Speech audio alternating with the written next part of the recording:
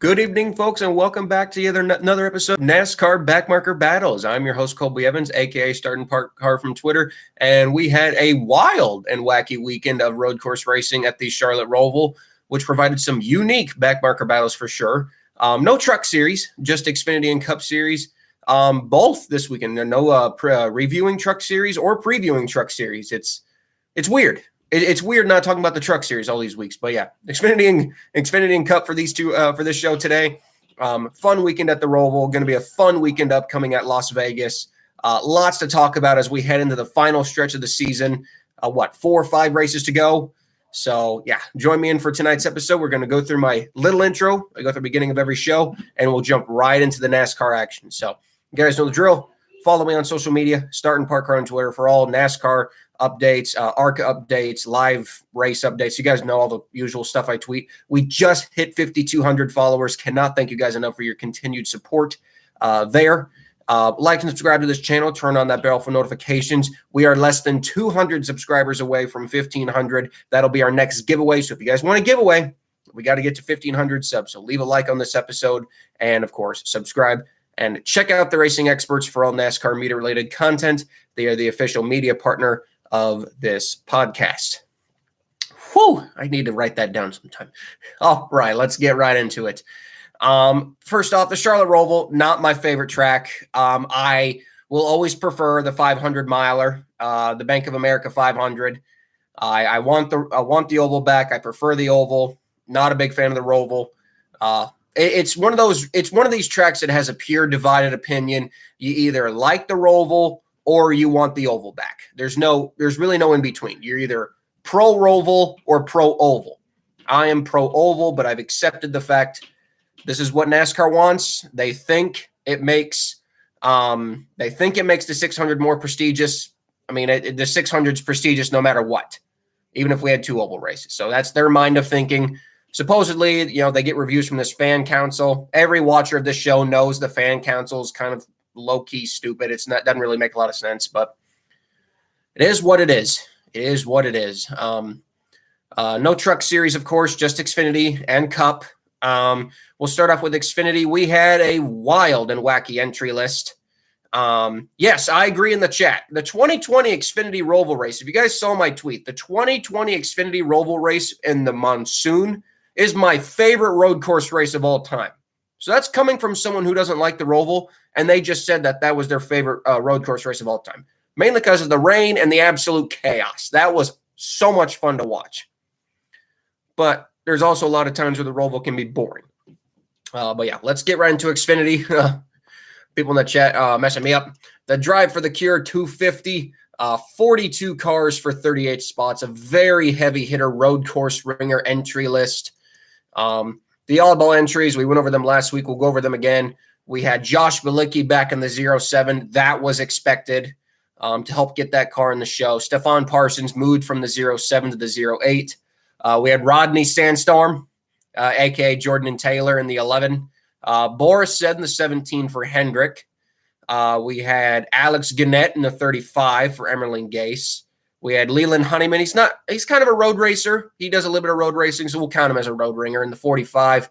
We had Preston Pardus back with his team, his own team in the 50. Connor Daly in the 53. Sage Karam in the 66. Devin Jones from IMSA. He was in the 74 for Mike Harmon. Andy Lally was from the Peterson Racing Group. They are a Trans Am team who had a RCR car for this race. And, of course, Alex LeBay. We knew he would be here in the 91. 42 cars for 38 spots. And I think we predicted on last week's show. Man, who did we predict on last week's show? I think we predicted the 74, 53. I think I accidentally picked the 44, so I'm sorry to Raja. I love you, Raja. Who else did I pick? I don't even remember the 4th guy I picked, but boy, I was way wrong on Xfinity DNQs. This race had some wild Xfinity DNQs. I think you and I both agreed we didn't think for 1 second that there would be DNQs like Boris said and Andy Lally. I thought for sure those 2 guys. Heck, I had Boris pegged to win. He was my pick. You guys saw it on last week's show. He was my pick to win the race. Andy Lally, I predicted would finish top 10, and neither of them even made the race. It's like, wow. Xfinity road course racing, man. I don't like road courses, but Xfinity road course qualifying sessions can sure be the weirdest stuff ever. That's for sure.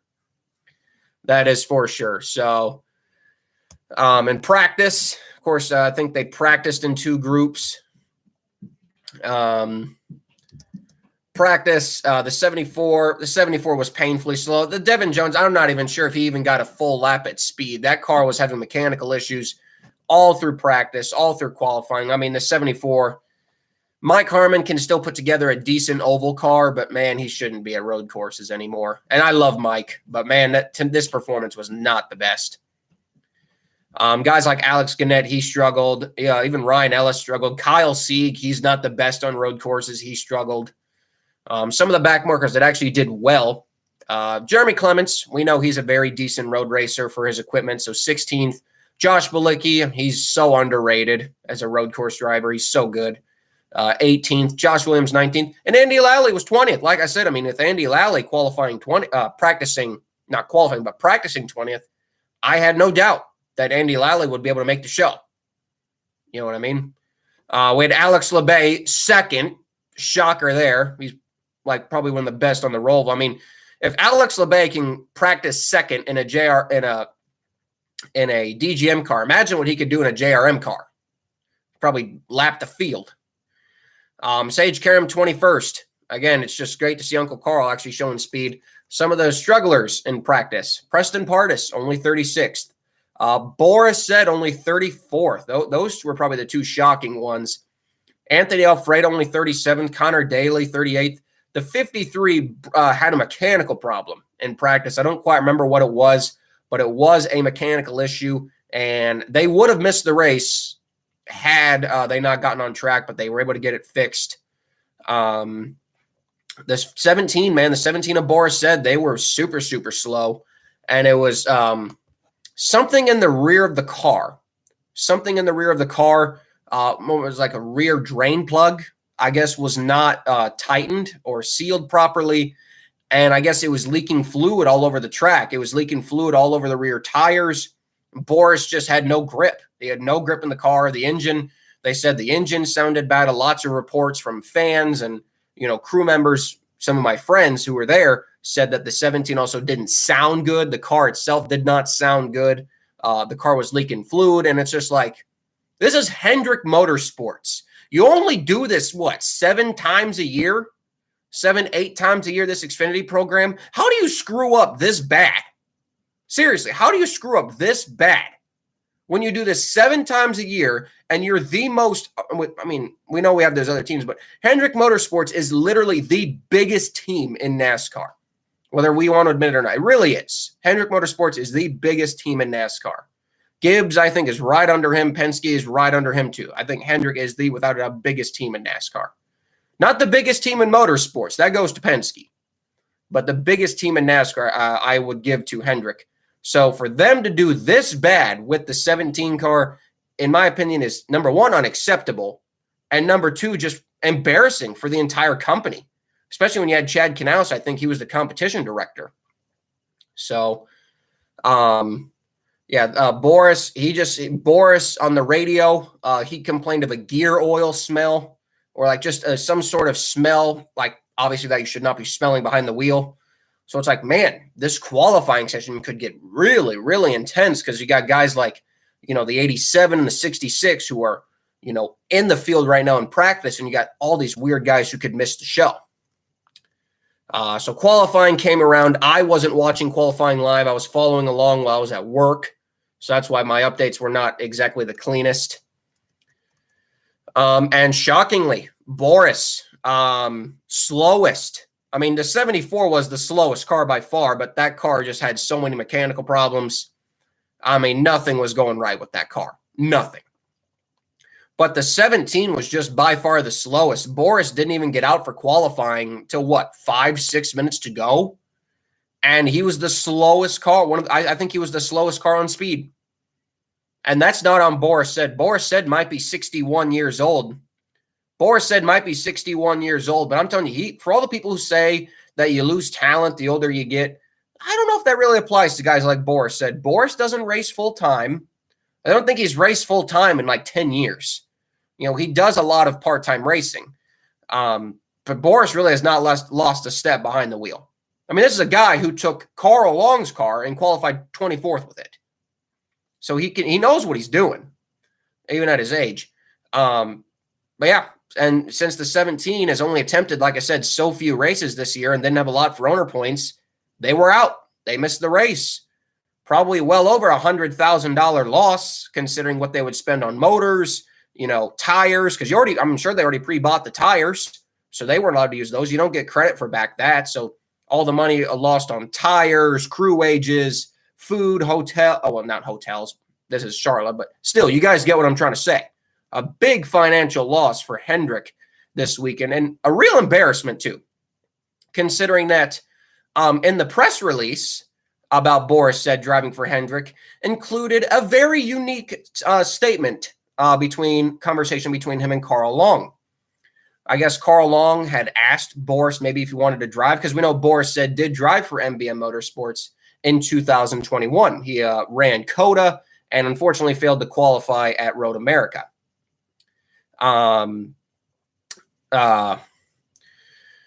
He basically said Carl asked him to drive, and he basically threw Carl under the bus, saying your car is uncompetitive. If you want a motor, get a Chevy motor. He even tried to contact Rick Hendrick to get a Chevy motor for Carl's car so then he could drive it. Hendrick said no. Hendrick just said, why don't you just come drive one of mine?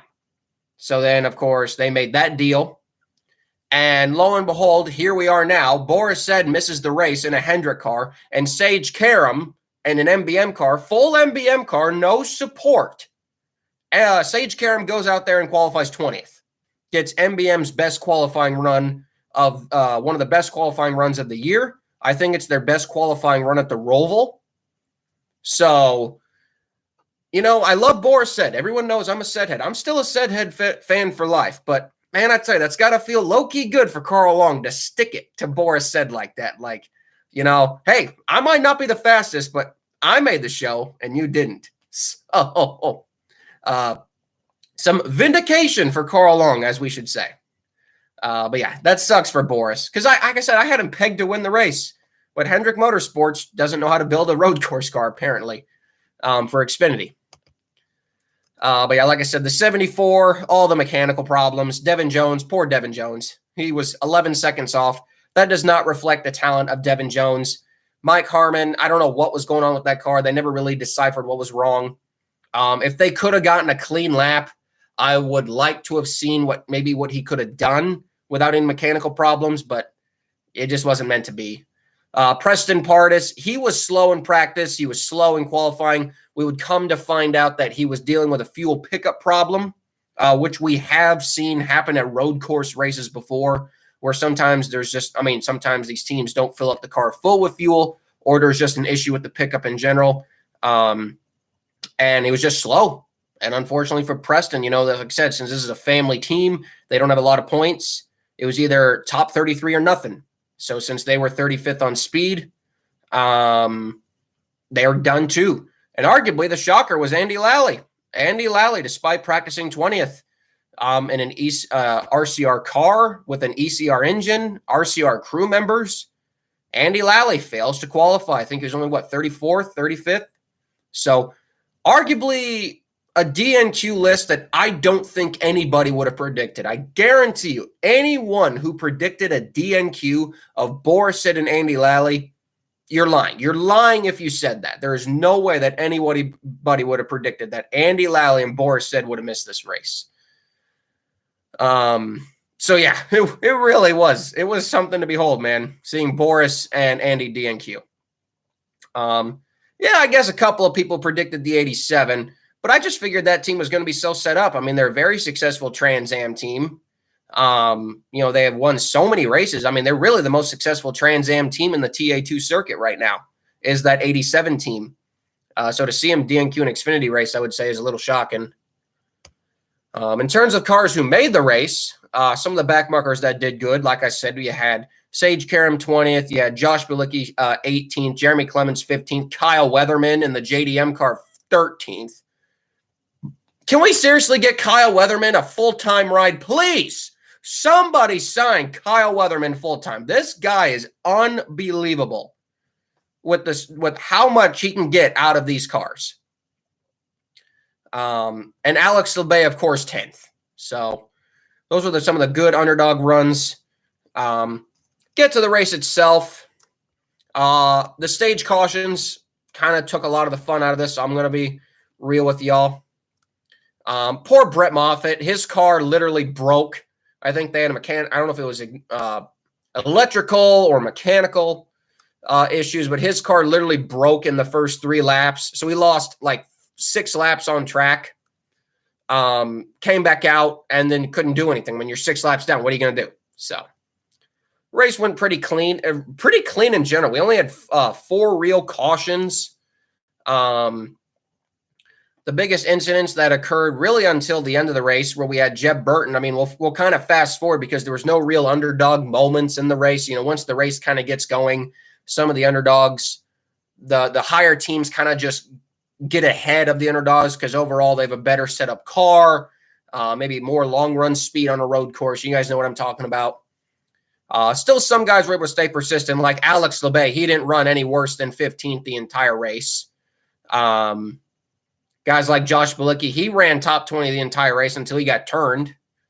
Sage Karam, he ran top 20 the entire race until the last couple pit stops. So we had some good underdogs in the field, but they just didn't get the finishes, like I said, they deserved. I would say the big moment of the race, we'll just fast forward to lap 60, literally with 7 laps to go. Jeb Burton, who has to save his playoffs. Tried to stay out on old tires, and as we know, turn 1 at the Charlotte Roval on old tires can be pretty hard to manage. And sure enough, just like what happened in 2018 and Chase Elliott in 2019, Jeb Burton misses turn 1, takes out Justin Allgaier, and unfortunately, I think Blaine Perkins was involved in that crash. I think the 43 of Ryan Ellis got a piece of that. So a couple of backmarkers were involved in that one. Kind of a funny crash for Jeb to do. I mean, that's a Jeb Burton style of going out of the playoffs, I guess. And then poor Ryan Ellis, he kind of got used up on track out there.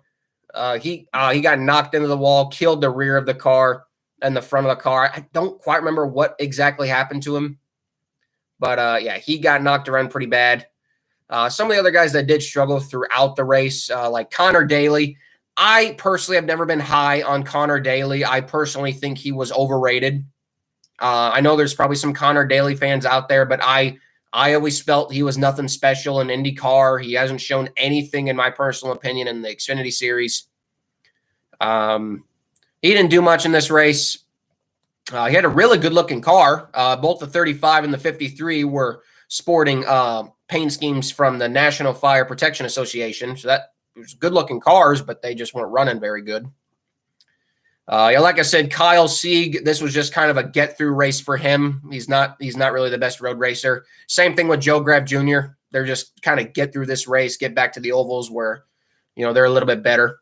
Same with Anthony Alfredo. This was a very poor day for Anthony Alfredo. And it just makes me wonder if BJ's team have used up the good part of their equipment and maybe are just kind of just struggling to get through the rest of the year. We've seen that happen with a lot of teams on that side of the garage where they'll use up a lot of their good stuff at the start of the year. And then towards the end of the year, you can just see them kind of getting worse and worse. Not because the team is bad, but the equipment, like they're just reusing the same stuff and it's starting to fail on them, if that makes sense. So we get to that final restart. Sam Mayer steals it. Shockingly, looked like Cole Custer might steal, but Sam Mayer, one of the dominant cars of the day, led 50 of the 67 laps. He cruises to yet another win, advancing him to the next round. Is it the Final Four? I don't know if it's the Final Four yet. I don't know where Xfinity is with their playoffs. Josh Berry in a must-win got eliminated. I think Parker Kligerman, I think he got eliminated. Daniel Hemmer got eliminated. I don't know who else was eliminated. Someone else was too. Overall, no real backmarker surprises in the top 10. Kind of like what we predicted. Alex Labbe did manage 15th. He did get a little bit of damage. He was involved in a crash. He was running top 10, but he got a little bit of damage to the rear. A lot of damage. Who we getting? A lot of damage. 15th for him. Brennan Poole kind of came out of nowhere. You know, he actually failed to qualify for Sonoma. Some people thought he would miss this race. He only qualified 32nd. He barely made the show. And he comes out here and finishes a very, very, very solid 17th.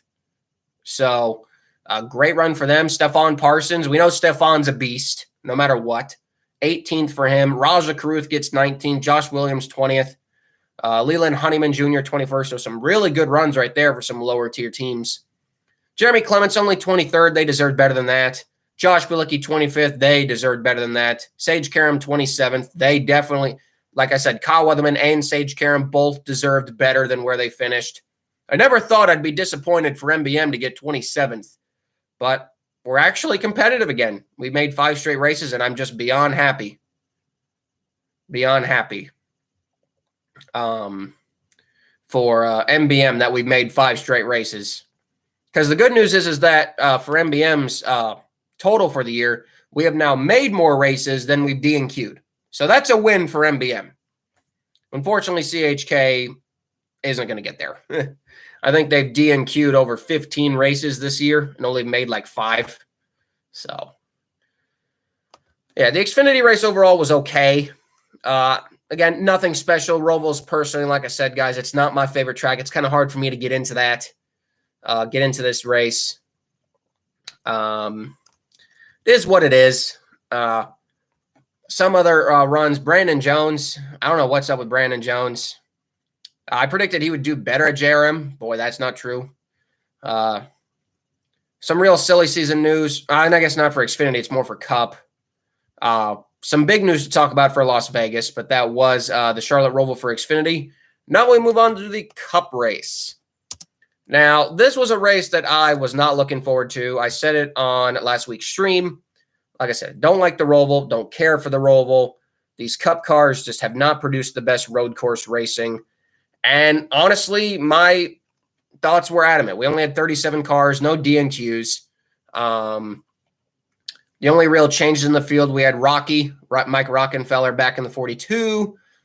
Zane Smith was in the 38. So that meant Todd Gilliland was in the 51. That's for the last time this year. Andy Lally was in the 15 for the final time this year. And Josh Bilicki was in the 78. I'm not sure if this is his last start. But I think this is his last road course start of the year. That was pretty much it. The 62 of Austin Hill was in this race. I don't know why. They said he wanted to focus on Xfinity efforts. I mean, this race was kind of useless. They were going to run no better than 25th anyway, and they didn't. They only finished 27th. So, first stage, in my opinion, was pretty boring. Only 25 laps, 26 laps, nothing really happened. He had a couple of accidents through the field that brought out some yellows. Like we had Josh Bilicki getting dumped by Corey LaJoie, which was really unnecessary. Still doesn't make sense to me. They were literally coming out of pit road. And the 78 just gets dumped. And I mean dumped. You literally just came off of pit road, okay? Like, Corey, I get it. You want to pass the car. I get it. But you cannot wait, 2 corners to try to make a pass? Literally, they're both on cold tires as well, so the tires really don't have a lot of grip.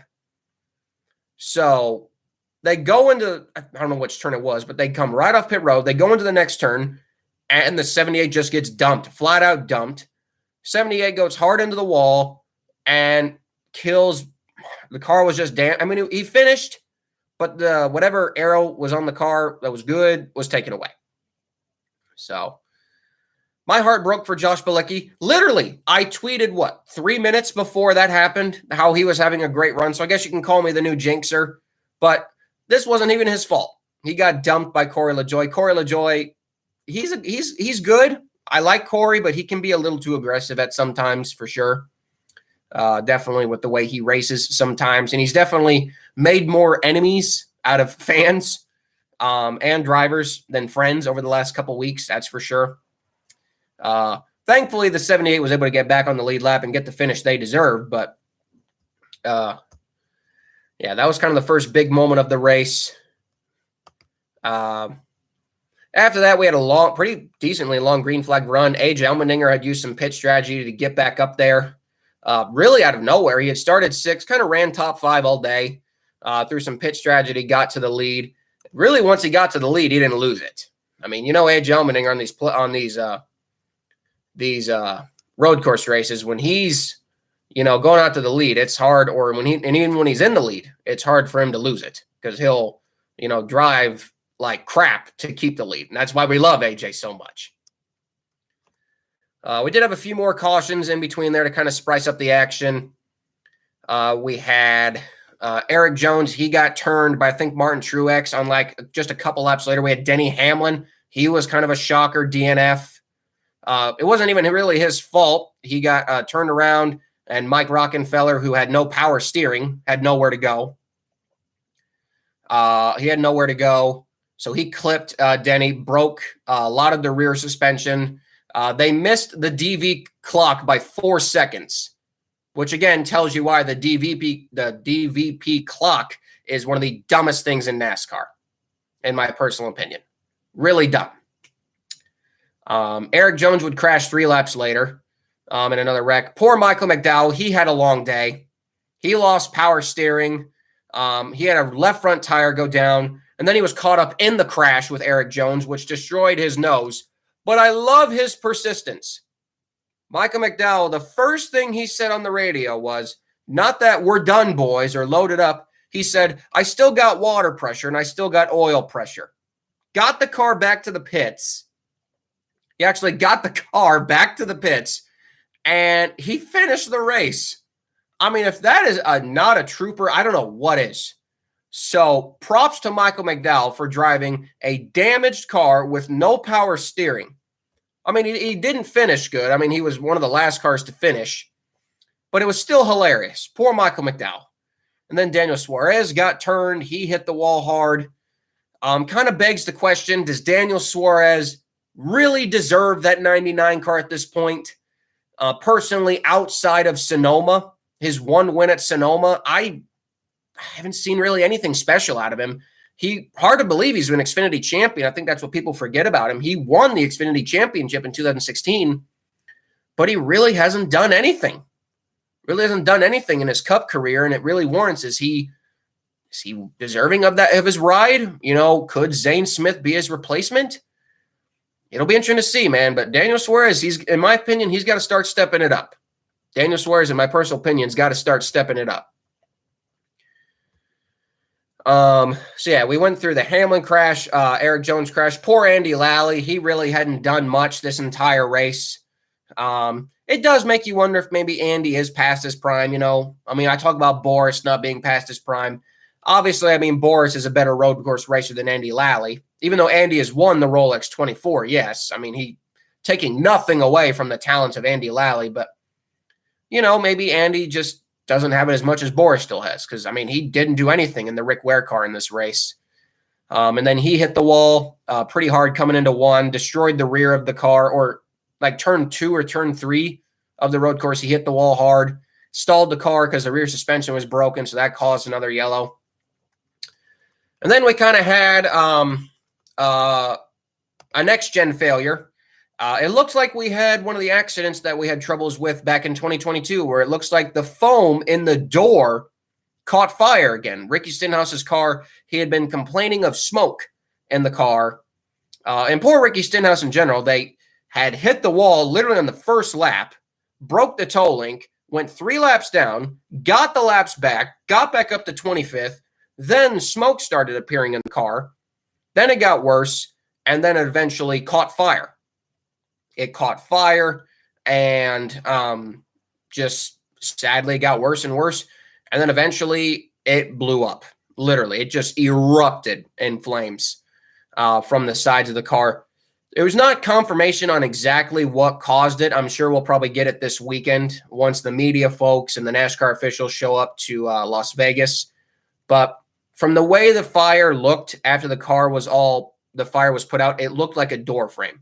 It looked like a door frame had caught fire, similar to what had happened with Kevin Harvick, Martin Truex, just similar things that we had seen last year with this car, and it's crappy ass parts. Again, I'm still not a big fan of this car. And then, of course, came with the 47 sponsor, the Tostino's Pizza Rolls, came all the pizza roll jokes. So that was pretty funny. I will say they got old very quickly, but some people did a great job with the Tostino's Pizza Roll joke. So shout out to those people being on top of that. So that kind of took care of all the DNFs really through that. The cars that did struggle in the race, like I said, the 78, they were damaged. They were out there hustling whatever they could.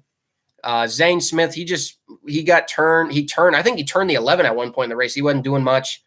Like we talked about the struggles with Michael McDowell and Daniel Suarez. Ty Dillon, he went to a backup car after a practice crash, so we didn't expect much out of him anyway. Todd Gilliland really was the big underdog star of this race. I don't think it was documented, but he literally ran inside the top 25, the final 50 laps. And I know that might not sound like much. And everyone who asks, no, this was not an FRM car. This was a full Rick Ware car that Todd Gilliland was driving. When he drives this car, the 51 car, this is not a Front Row Motorsports car. That's what people that's what I got multiple people tell me, oh, it's a Front Row Motorsports car. 23rd doesn't mean anything. It does. This was a full Rick Ware car, okay? And he did not run outside of the top 25 the last 50 laps. And even for a lot of the last 20 laps, he was running top 15. At one point, Todd was as high as 14th in the race, competitively on track. That is unbelievable for a Rick Ware car. Very props to Todd Gilliland for running as good as he did in that 51 car. And unfortunately, I rewatched some footage. He did get punted by some playoff guys. Obviously, they needed points. But man, 23rd does not reflect how good. And that's why I put that tweet out. Because I want a run like that deserves some attention. It really does deserve some attention. How good he made that Rick Ware car. They were all on equal tires. It's not like he drove up there because of new tires. He stayed up there. Guys like Truex, guys like Harvick, Almirola, Haley, Keselowski, Wallace could not get past him. Someone moved him because he went from 15th to 21st in one lap. So you don't just lose 6 spots randomly. He got punted for sure. But guys like that were struggling to get past him on raw pace. So shout out to Todd Gilliland. He deserved a top 20 finish. 23rd does not reflect the way he should have ran. So I'm very proud of Todd Gilliland. And meanwhile, out of all that, we got, in my opinion, one of the coolest race winners of the year. AJ Allmendinger manages to hold off William Byron. I think we were all saying, God, not another William Byron win. We don't even hate William Byron. I like William Byron. It's just we've seen him win so much. Let's let AJ win. And man, hearing AJ win, I don't know how anyone could hate the dinger. I love AJ. I've loved AJ. He's not my favorite driver, of course, but I think he's kind of in everyone's camp. He's not our favorite driver, but we don't hate him. And anytime AJ wins, it's fun because he brings something that so many people are missing in today's NASCAR. Raw emotion. Raw emotion. If there's one thing that kind of is funny is the amount of raw emotion that AJ shows every time he wins a race compared to a guy like William Byron. With all due respect to William Byron, he's just got no personality. Guys like Chase Elliott, no personality. AJ Allmendinger, he wins a cup race. He's crying. He's screaming. He's running into the crowd. That's what I want to see out of my winners. Not, oh, it was a good car, good day. Everyone did everything right. Great, we won the race. No, I want to see crying. I want to see tears. I want to see climbing the damn fence. You won a cup race. Be happy about it. So glad for AJ Allmendinger. It's one of those wins that you love to see because we don't see this kind of emotion. You got to love it. You got to love it. Great for Matt Colleague. Honestly, after what was overall a very meh year for Colleague as a whole. They hadn't really run the best. A lot of DNFs. Justin Haley has not been anything special this year at all. This win was sorely needed for Colleague. And honestly, the way the rumors are pointing that AJ will be going back to Xfinity next year. Those are what kind of on the NASCAR Reddit area, that's kind of where the rumors are circulating. And I think, like I said, AJ said post-race, you don't know when your last one's going to be. I think that's poetic. I think that's poetic because I think he knows he's not coming back to Cup next year, or at least maybe on a full-time basis. We might see AJ on the Cup road course races, but I think he's a better fit in Xfinity in general. Those cars, I feel like fit his driving style more, and I think he would have more fun in the Xfinity series. So, yeah, that was very fun. The guys eliminated. Again, we don't really talk about the playoffs, but I'll talk about them. I'll bring them up for a brief second. Unfortunately, my Keselowski fans, myself and I, disappointed. Brad got eliminated, but I kind of expected it. Brad had been having a good year, but I really wouldn't call it a championship year. So him get eliminated wasn't a shock. Bubba Wallace got eliminated. Bubba has improved tremendously, so very proud of him for making it to the round of 12. Gave it a valiant effort. He shouldn't have gotten penalized when he got turned. We'll say that. But yeah, Brad got eliminated. Bubba got eliminated. Kyle Busch, valiant effort for him. Finished third. He had to must win. So he got eliminated. It's been a decent year for him despite the age troubles. And I believe the last guy to get eliminated was – who else was it? Well, who was the last guy? Ross Chastain, right. The Talladega crash kind of did him in. So Chastain, Busch, Keselowski, and Wallace were eliminated. Yeah, we'll talk about the host of our stuff in a brief second. But yeah, so AJ wins. Overall, the race was okay. Again, if you like the race, good. I don't care for it because I prefer the oval. But if you enjoyed the race, that's good. I'm glad you enjoyed the race. It just wasn't my cup of tea. So we'll talk more about the Xfinity points and the top 33 chart about it when we talk about Vegas here in a second. So we are halfway through the show. We got 13 people live. We got 4 likes. Come on, let's get that like button up, guys. At least 10 to 15 likes is the goal for tonight's show. Now we get into Las Vegas. It's a party in Las Vegas. Hey. Curious how much of Las Vegas is not shut down right now due to the Formula One race happening next month. Because I had a friend who went to Las Vegas, and yeah, there's just crap everywhere there. I wouldn't. If you're planning a trip to Las Vegas right now for sightseeing, don't. Wait till next year. Wait till all the Formula One stuff is down. Because, man, they are really shutting down everything. And hotels right now are ridiculous. But we got the Xfinity and Cup Series. Truck Series used to come to Las Vegas twice a year, but now they don't. So it's just Cup Series and the Xfinity Series. They also go uniforms 302. One of the weirder names. I don't know why it's 302. It's 201 laps or 200 laps. I believe it's 201. We got 40 cars for 38 spots, so 2 cars are going home. Our interesting entries are Garrett Smithley is back in the 4. It seems like every week now you have the Garrett Smithley and Kyle Weatherman swapping cars, or Kyle Weatherman swapping numbers. It's 1 week the 4, 1 week the 91, 1 week the 4, 1 week the 91. So Garrett Smithley's back in the 4. Gray Galding is back with Bobby Dotter's team. He's in the 07. Stefan Parsons stays in the 08. Lane Riggs is back in the 11. Maya Snyder continues to stay in the 19. CJ McLaughlin is back in the 28, which means with that deal, Kyle Sieg is in the 29. Joey Gase is back in the 35. Raja Karuth is in the 45. Daniel Dye is back in the 44. Patrick Emmerling is in the 53. So you got the 2 Emmerling Gase owners in their respective cars. Ryan Reed, yes. That's name seem familiar? Yes, Ryan Reed from the Roush days. He is back driving the 66 for MBM Motorsports, but we will talk about that in just a second. It is not actually an MBM car. Dawson Craman, CHK, very shocked to see that they're making the trip out there, but they will be in Vegas. And, of course, Kyle Weatherman in the 91. So, yes, Ryan Reed will be driving. For Carl Long, technically. Through some crew members, you might recognize that the crew chief for the 66 is the normal crew chief for the 43 car. Basically, how it's going to go this weekend is the 66 this weekend is the 43 team. It's basically the Ryan Ellis team, everything with just a 66 on it instead of a 43.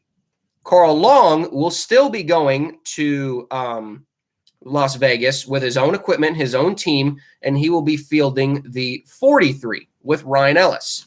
It'll be Carl's car, Carl's equipment, tires, pit crew, everything, but with Ryan and his number, if that makes sense. And then the 44 and the 45 will just stay the same. That's not affected here. So if I'm kind of making it sense here, Ryan Reed will drive an Alpha Prime car with an Alpha Prime leased motor from Chevrolet, but with the number 66. So Carl Long will get the owner points. Ryan Ellis is driving a Carl Long car, Ford 492, by the way, for the chassis nerds. The car that Leland Honeyman drove at Kansas, the car that I spotlighted. It's one of MBM's best cars. So it's not bad. It's not a bad car. It's a really solid car.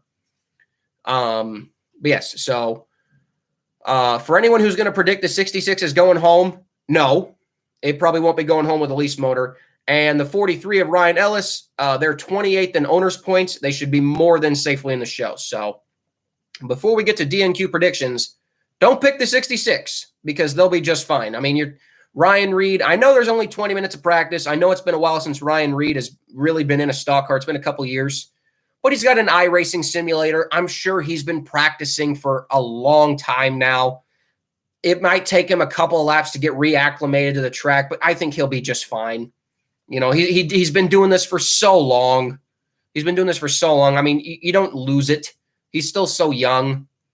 But yeah, cool to see Ryan Reed back. I feel like he got shafted by Roush's. He was at Roush at a time where Roush was at its lowest. And I don't think we really got to see what Ryan Reed was made of. It's kind of hard to believe he won 2 races at Daytona. Guy could drive. Ryan Reed was a great driver. He just, in my opinion, never got the real chances. But yeah, hope that explains it. The 43 this weekend is an MBM car. The 66 is an Alpha Prime car. In terms of the entry list and the DNQ picks, boy, I tell you guys, normally we would pick the 74. But remember, they qualified top 25 at Texas. They showed unbelievable speed at Texas. And I feel like Mike Harmon wouldn't make the trip out to Las Vegas if he didn't have something up his sleeve. I think the 74 is going to make the race. I think, Dawson Cram's a great qualifier. He gives it everything he has every race to try to get that car in the show. So I'm not going to put the 74 on my DNQ list, guys. I don't know who you guys picked. 2 cars going home. So if you guys want to see some DNQ predictions in the chat, we got 2 cars going home. I'm not going to pick the 74 to go home. I think Dawson is actually going to make the show. Especially at this stage in the season when a lot of, like I said, the lower tier teams are not qualifying as good. My predictions on who's actually going to miss this race, I am going to actually predict both of the Emmerling Gase cars. I don't know why. I think the 53, I don't think Patrick's going to make it. It's like, well, I've seen some people say 53 and 4, but I'm actually going with both of the Emmerling Gase cars. I actually am. Some people are going, 4 in the 53. Yeah, that's kind of what I predicted too. But I think Garrett, he made the show. You remember, let's not forget, guys, Garrett made the show in the spring race in the BJ McLeod car. And I think he got released after that same race. But I think Garrett's actually going to make the show. I know we have a lot of people predicting the 4 going home. But I'm not picking Garrett mainly because he made the race in the spring. And so I'm actually predicting both. The 28 is 22nd in owner points. I know. Everyone wants CJ to miss the race, but he won't. But I'm sadly predicting both Emmerling Gase cars to miss it, unfortunately. I don't want that to happen, but that's just the way it looks.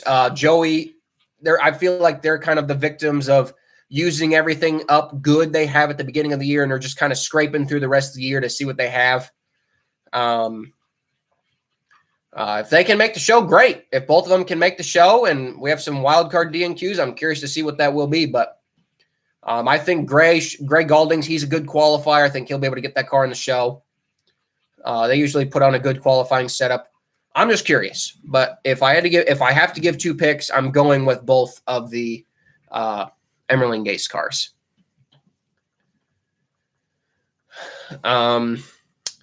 Overall, Las Vegas is one of the best races of the year for Xfinity. It's just like I said, just like everywhere else, it fits their driving style so good. Fits this car so good. Chandler Smith looked like he had the race won here in the spring, but his inexperience as a rookie took that away, and Austin Hill was able to capitalize. I don't know who's going to personally win this race. In terms of the top 37K battle, coming out of the Roval, the 38 car is narrowly ahead. And remember, guys, let us not forget that the top 30 at the end of this year, those bonuses carry into 2024. Remember that. So you get that extra $7,000 per the first three races of the season.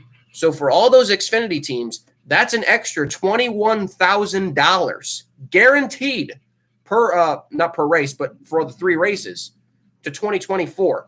So really keep an eye on that top 30 battle, guys, because those teams, that $7,000, that goes a long way in terms of, hotel bills, paying for food for the team, of course, tires. I mean, that's like 2 sets of tires.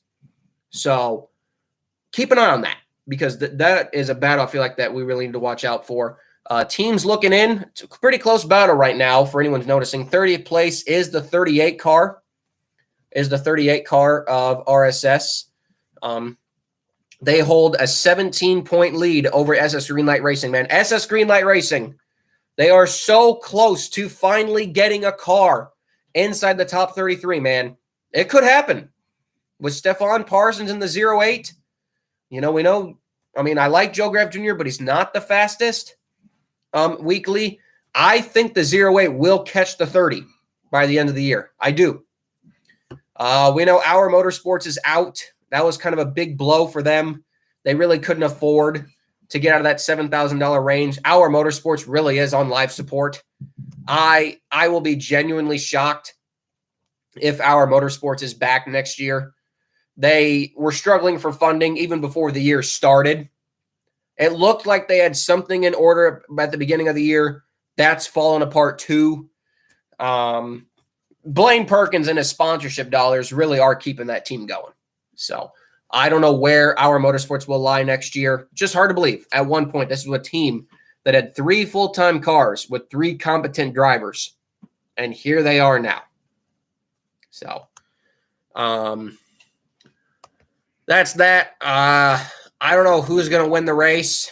If I had to predict, I think it's going to be Josh Berry. I think he's won the last two races. I don't know. I don't remember who won this race last year. Sorry. If he didn't, it's wrong. I don't know. But my prediction for this race is Josh Berry. I think he's going to win. My underdog for this one, I will give it to Daniel Hemrick. I think Daniel Hemrick, he's come close. But I'm going to give it to Daniel Hemrick as my underdog pick. But I'll go with Josh Berry for my winning pick. And my DNQs, like I said, are both of the Emerling Gase cars. But we'll see if that changes. On to the Cup Series at Las Vegas, the 2023 South Point 400 entry list. 36 cars for 36 spots because nobody wants to show up with an open car these days because it's ridiculous pricing. Brennan Poole, great to see Brennan Poole running more Cup races. We all love Brennan Poole in this house. If you're not a Brennan Poole fan, I don't know what you're doing watching this show. We all love Brennan Poole on this show. So Brennan Poole is in the 15. Great to see him back, like I said, which means J.J. Yaley is being moved to the 51. I like this move. The 51 was able to gain was able to gain 8 points on the 77 in the top 33 charter battle. They are 23 points away, 23 points with 4 races to go, 4 or 5 races to go. So that means they would have to gain an average of 5 to 6 spots per race to get back into that top 33 charter battle. Can they do that? I don't know, man. That's a lot to ask for out of a Rick Ware car compared to a Spire car, especially considering the 77 has been better over the last couple months. It definitely has been better over the last couple months. So we'll see for sure. We will see for sure what happens, but I'm not making any guarantees. I don't know what the 51's going to do. Will they just sell the charter off? We'll just have to see. But I know they're probably not going to give up. They're going to wait till the very end to see if they can get the 51 back in. Other owner point battles to talk about. You guys remember the charter bonus. The top 36 charters do get a bonus, I believe, from NASCAR at the end of the year. So like every finished spot in the owner points, you do get a bonus. I think if I'm correct, that's how this works. Every team does get a bonus also for having the charter. So obviously the top 33 is where you want to stay in, but also the top 25. Where the top 25 comes in that's an extra $1 million that you get with your charter bonus.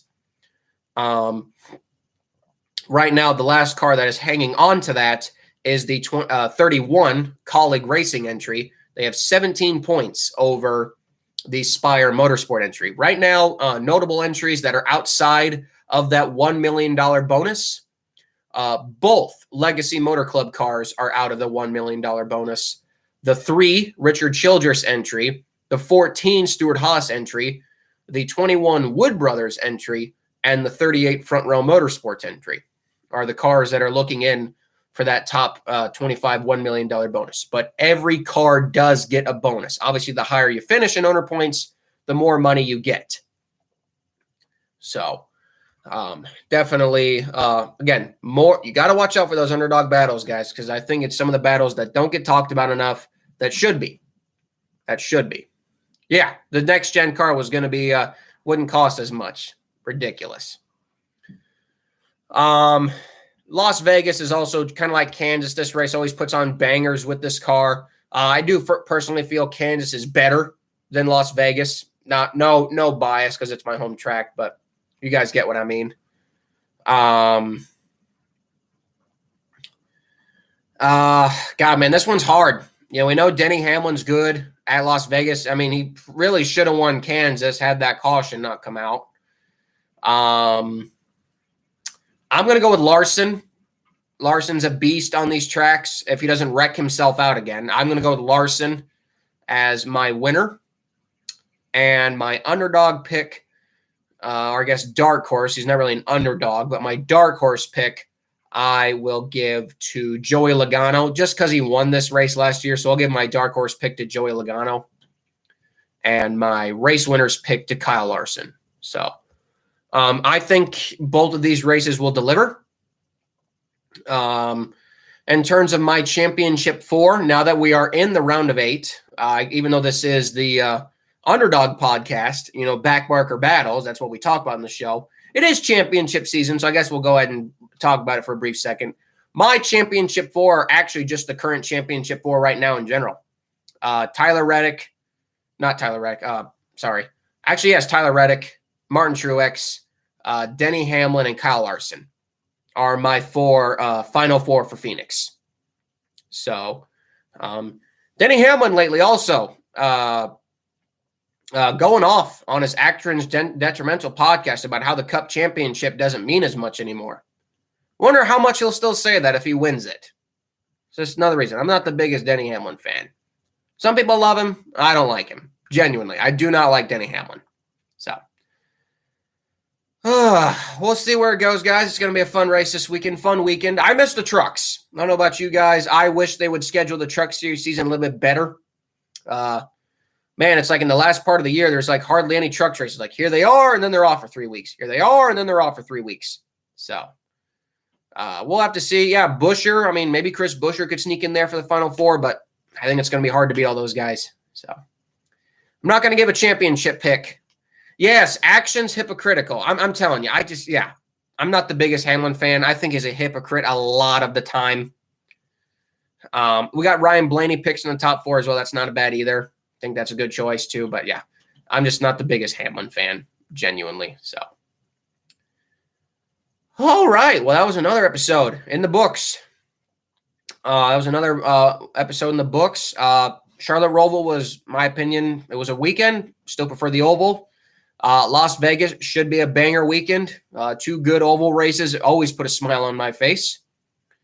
Yes, Jesse Love will be running ARCA and trucks next year. Carson Hocevar also did announce. Almost forgot to talk about this. God dang, I almost can't believe I forgot to talk about this. Poor Ty Dillon, despite signing a multi-year deal with the 77 car, Carson Hocevar will be taking over. Unshockingly, I think everyone predicted that. He will be driving the 77 next year for Spire Motorsports, which puts Spire at 3 full-time cars. Spire Motorsports spreading themselves a little too thin? Who knows?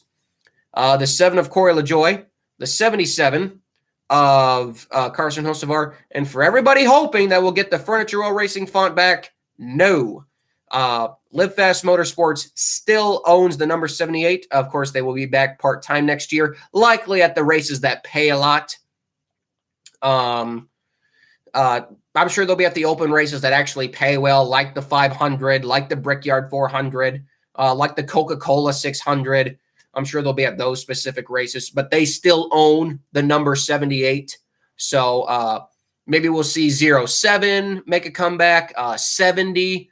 Or since Zane is kind of a Trackhouse affiliate, maybe since Zane is a Trackhouse affiliate, we will see 97, since we kind of know Trackhouse likes to include their numbers in the car. So maybe 97. That wouldn't be a bad. I mean, that could, we could do a Kurt Busch throwback right there. So I could see 97, 07, 70. If you want to do a tribute to JD McDuffie, lots of good number choices there for Spire for their 3rd car, but Livefast will continue to run 78. That's been BJ's number his entire career. So I doubt he will sell it. I doubt he will sell it too. 87. I mean, that's not really a Spire number. 87 wouldn't be a bad choice. It'd be a nice tribute to Joe Nemechek. 27. Yeah, you're right. 27 could bring back them too. That was a premium motorsports number. So, hey, multiple options available. There's lots of numbers open. We're only at 36 cars now. So 37, true. They could bring back 37. 26, they could bring back that number too. Like I said, I don't know, guys. Any number is possible. Any number is possible. Like I said, I believe there's only like 40 numbers taken right now. So lots of numbers available out there. Reed Sorensen is done. He's a spotter now. Reed Sorensen got no money. So I know I love Reed Sorensen too. But yeah, Reed Sorensen, he's done. So, yeah, I almost forgot to mention that. Good for Carson Hocevar. Cup Series is going to look very different next year, and I like that. I like the fact that the Cup Series is going to be very different next year. Should Jack get us next? Are we back? Are we back? All right, we're back. All right, sorry, I don't know what happened there. Again, anyone bumping lately, my internet's been weird the last couple weeks. Yeah, 07. I would love to see 07 back. I don't think we see enough 0 numbers anymore. I like 0 numbers, like 08, 07, 06. I like that. Yeah, it might be the fish. I mean, what do you guys think? Could the fish be causing all of my internet problems? I mean, he is just up. He's just there. He's not moving. So I don't know. The fish could be causing a lot of those problems. Yes, I agree with that 100%. If Spire really wants to have fun with this, bring back 00. Yes. I love that number. 00 is my favorite racing number. That would be fun. That would be a lot of fun. So the possibilities are endless. So, but that's all I got for you guys tonight. Join me on Thursday for the ARCA Racing podcast. The main series wrapped up its year at Toledo. Jesse Love is your champion.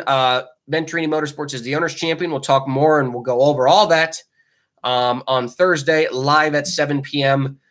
Still more ARCA podcasts to come. We got 3 races left in the West Series season. This weekend, they will be joining the NASCAR divisions at the Las Vegas Bull Ring, which is right behind the track. So That should be a lot of fun. Timmy Hill will be in the 66 for the final 2 races. Is that for Xfinity or for Cup? This is right here live on the chat, folks. Is that for Xfinity or Cup? And where did you hear that too? Was that posted on the MBM page or Facebook? Hang on, folks. We're gonna look for some confirmation here real quick before we sign out. Was that posted on the Twitter or Facebook? Did you find that out at? I mean, I don't mind. I mean, you guys know I love seeing Timmy drive. I love Timmy Hill. I mean, I work for him. It's on the Twitter page. Well, look at that. So there you go. There's some confirmation for what MBM is going to look like for the rest of the year. So, whew. All right. It's been a long day. It's been a long podcast. We're here for an hour. I'm going to get out of here. I got to go get something to eat. What am I doing here? I don't know. Join me, guys. Thursday, 7 p.m. Central for the ARC Racing podcast. I got to go get something to eat, and you guys enjoy your rest of your week. So I've been Colby Evans. See you on Thursday. I'm signing off. See you later, guys. Bye-bye.